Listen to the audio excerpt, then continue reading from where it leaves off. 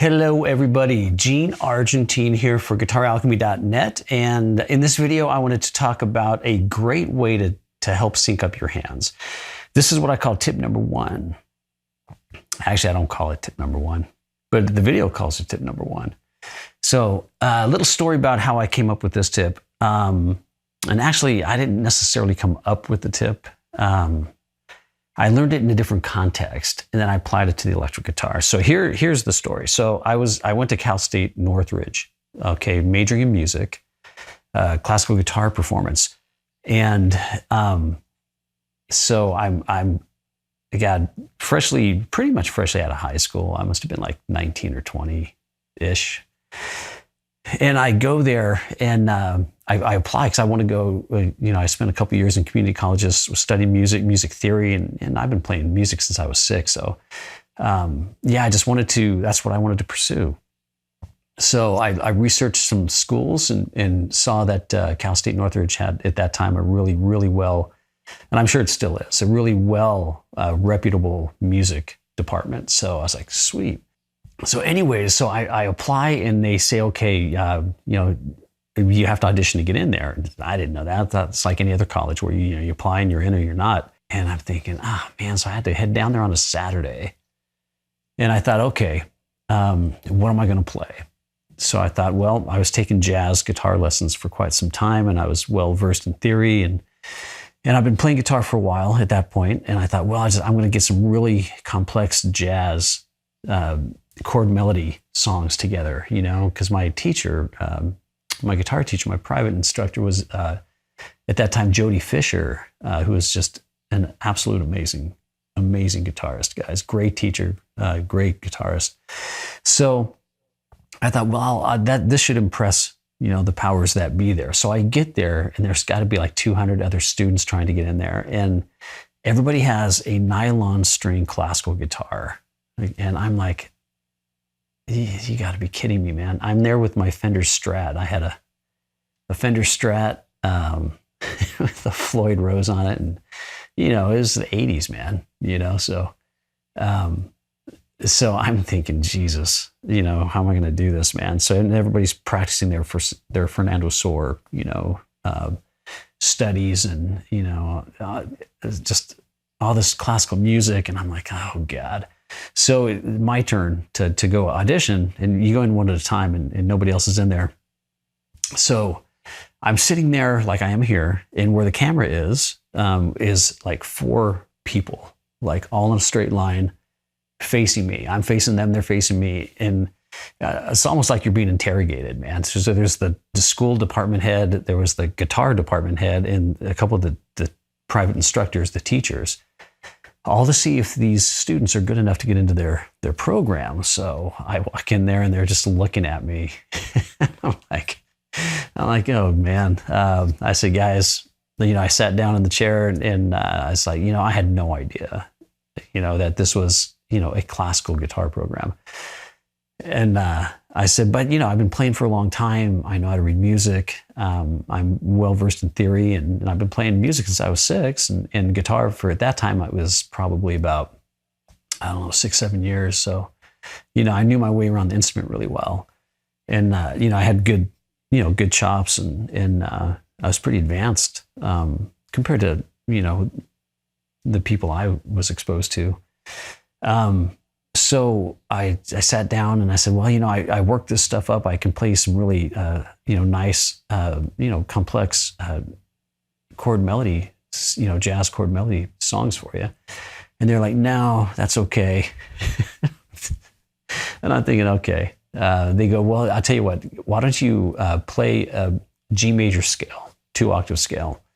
So I got my guitar out. I did, obviously there was no amps there. So I played this, G major scale, up and down, ascending, descending. And they said, okay, well, do it as fast as you can. So I did as fast as I could. And they go, okay, well, we can see that you know the instrument, and your left hand is just fine. They go, but in classical music, it's the right hand that is extremely important. The technique and the way you hold it, and your rest strokes and your free strokes, and the right hand is extremely important. And and classical music. And I'm like, okay, well, I can learn, I learned fast. And they said, okay, well, we're going to let you in. And I was like, yes.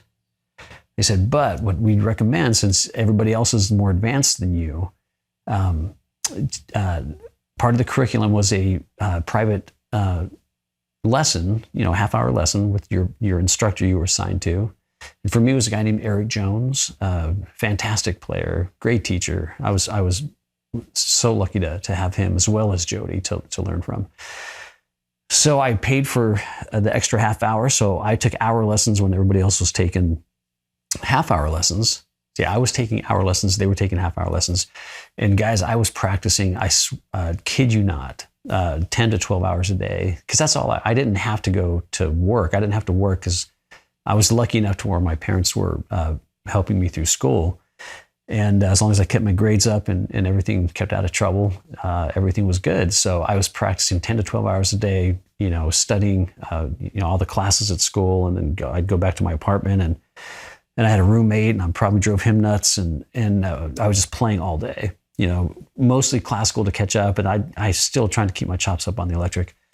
So that being said, oh, by the way, little caveat to the story. So I worked my way up from like the low man on the totem pole to first guitar the next academic year. So I was pretty proud of that. Pretty proud of that feat. Anyway, not to toot my own horn, but it just shows you when you work really hard, and I worked really, really hard, that you can do amazing things, so keep that in mind. The instrument can be tough, but it's never a love-hate thing. It's just a love thing, but it can be difficult, and even these days I always try to further my technique or my musicality or my physical abilities.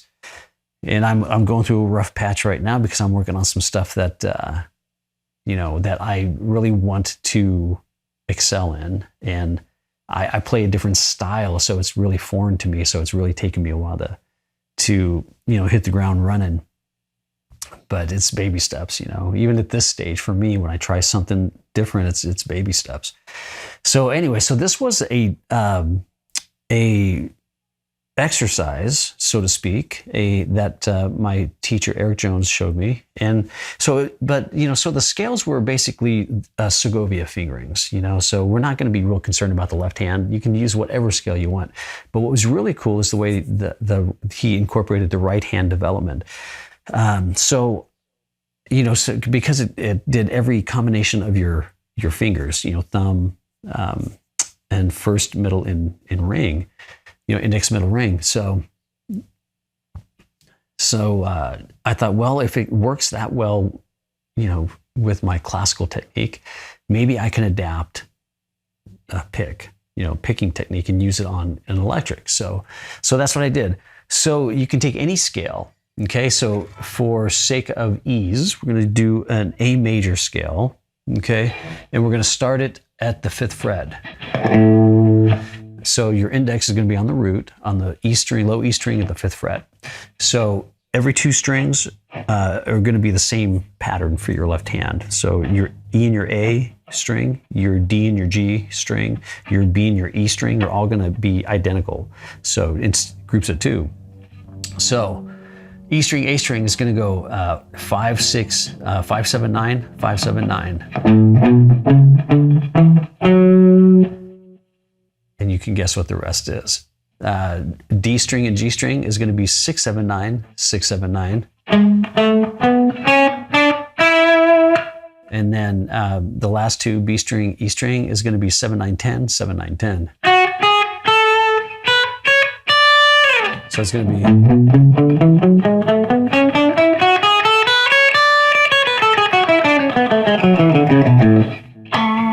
All right, so that's what we're going to do. And here's what the right hand's going to do. So that's the left hand. The right hand is going to be picking 16th notes, okay, straight 16th notes. So it's going to be 4 picks per beat, right? 1 and a. So if I set my metronome here to, we'll just do 100, keep it easy for everybody.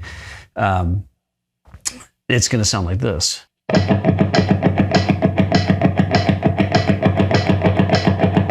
All right, that's 16th notes. So that's what it's going to be. And it's just a strict alternate picking, okay? So it's going to be... All right, so and we're going to run through the scale several times. First time is going to be four picks per note. So,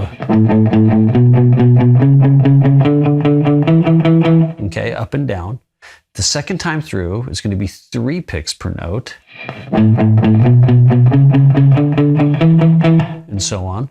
The next time is going to be 8th notes, or 2 picks per note. Up and down.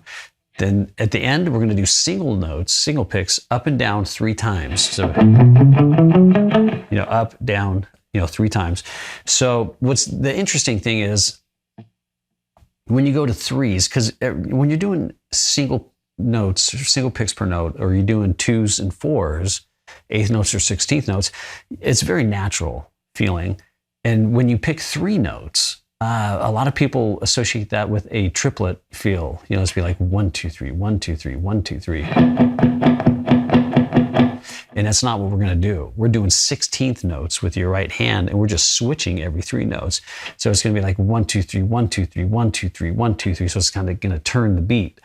So this is what it sounds like. And I'll just do it 1 octave. You should do it, 2 octaves. It was 2 plus because you're going... putting those last 3 up there. So this is what it'll sound like, 1 octave.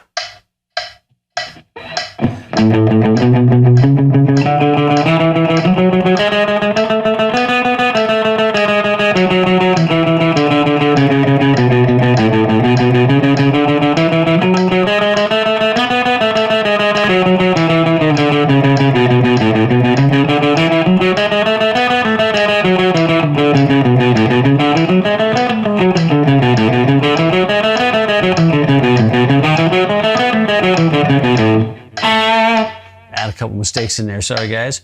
All right, so that's what it's going to be like. Now, if you can't do it that fast, it's no big deal. Slow it down. You want to do it as slow as you can. As cleanly as you can, no matter what the speed is. It doesn't matter. That was 100 beats per minute. It doesn't matter if it's 50 beats per minute. Just clean, even, and it's better to have a clean tone. Even cleaner than that. That was. I'd probably, honestly, if I was practicing it, I would probably be like, we can do it again real quick.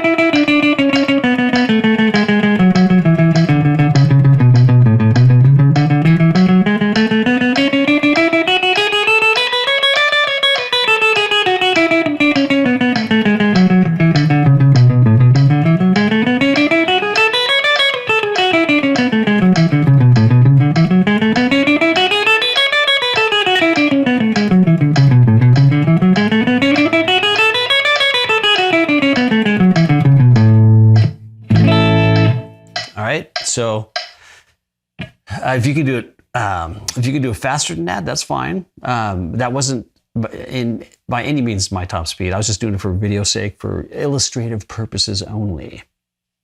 If you need to do it slower than that, that's fine as well. And then, once you get that, if you want to throw a little distortion on it, that could be fun, and be a little crazier.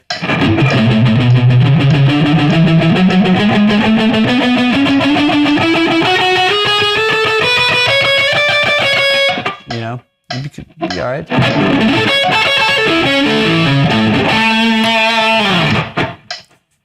Probably couldn't hear the tick too much from that. But anyways, yeah, I would probably just do it with a clean tone.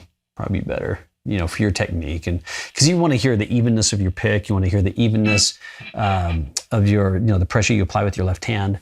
And then it's a great way to sync up your hands. And that's why I call this video hand synchronization tip number 1.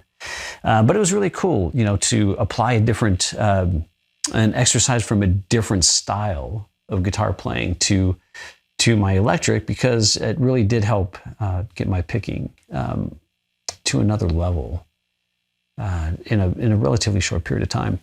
So try it, guys. See what you think. Hopefully it works for you. What else can I say? Hopefully it works for you. If it doesn't, toss it out. And this video was a waste of time. But hopefully it works for you. All right, check out GuitarAlchemy.net if this is not where you're looking at it right now. If this is YouTube, there'll be a link at the bottom in the description. Check out my podcast, would be great, Guitar Alchemy. The website is GuitarAlchemy.net, and hopefully, sign up on the email list and have some cool stuff for you. All right, guys, take care. Talk to you soon.